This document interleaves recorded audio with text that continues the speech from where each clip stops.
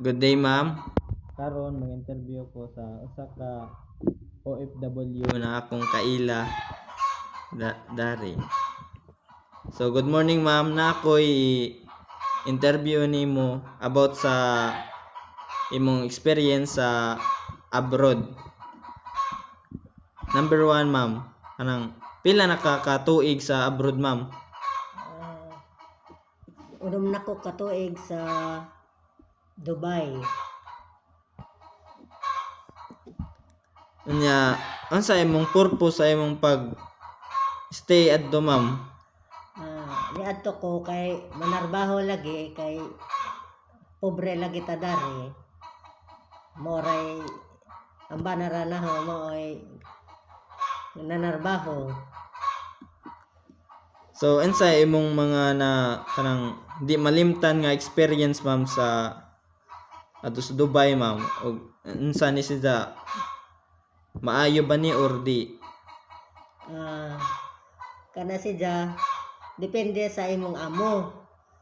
Primerong abroad na ho duha man katuig nakauli ko wa pa ko kahuman nagpanarbaho kay bidya ang amo.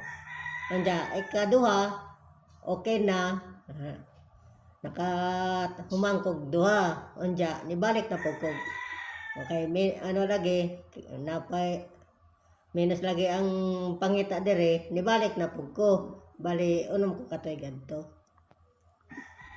So, unsa imong ikakumpara sa Pilipinas ug sa adto sa Dubai, ma'am?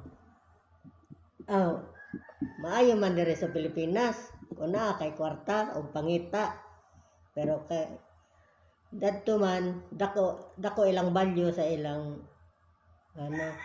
kwarta.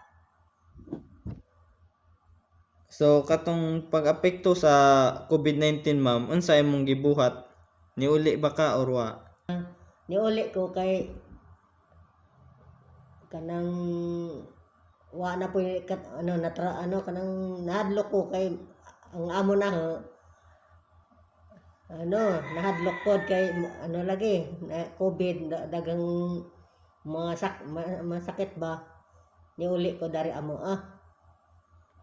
So, napa ba kay plano mo balik sa abroad, ma'am, sa maabot na panahon? Di naman siguro Nganong dili naman? kay ang ahong anak nakahuman na po sila eskwela unya nakatarok na po ko among bahay unya na po ginagmay palitan na motor ang bana mo nagabal-habal siya na ron. Daghang salamat sa interview, ma'am.